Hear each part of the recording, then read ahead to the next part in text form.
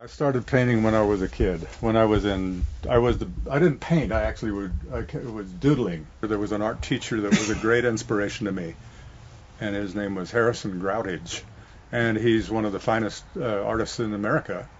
But he was the one that told me something that I'll never forget, and that was, you learn the basic rules of art, and then don't be afraid to break the rules, and then just go in your own direction. And as you can see, I broke all the rules.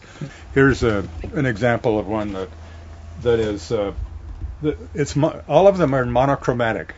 I choose a color which may be like a raw umber and an unbleached titanium white, and I will choose the color that will match the essence of the wood. I never mess with the backgrounds, but I will always find a piece, and it'll basically the wood will tell me where to paint it.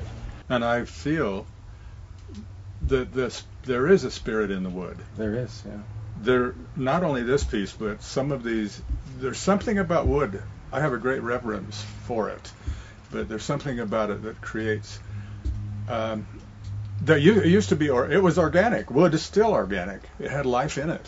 And so there was a sense of spirit there that sometimes I try to bring that spirit forth.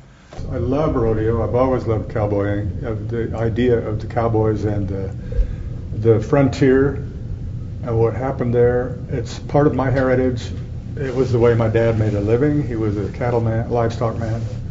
I worked on a ranch, and I branded a lot of calves, and there's an aesthetic and a sensitivity as well as a power about the Old West. But I think one of my strong areas is faces, particularly the eyes. And there's drama there, and a lot of times people can relate more personally to what's in the eyes.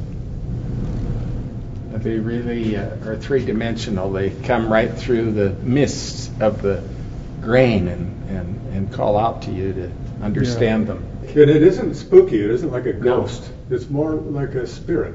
I've been connected with a lot of exhibitions that are Native American, and they've invited me to be part of their powwows and things. And I've had a number of Navajos and Hopis come up and just stare into the wood. So I consider, in that respect, the wood becomes my partner. But isn't that wonderful when you look at the variety of wood? Most people look at a barn or a shed or a fence and they think it's just a gray fence. It's all the same. But you look around you, and there are things happening in the wood that is just a marvel. Look at that incredible example. Yeah. This is actually red pine, and it was probably taken from the south side of a barn or a shed, or the east side, otherwise the wood would look rather gray, but because it's exposed to the sun and the heat and the light, the extremes of the winter and the hard times in the summer, these colors, the rust colors come out, the contrast comes out, the personality, the spirit in the wood really is emphasized. Somebody asked me, what is this? What do you call this stuff? And I say, barn again.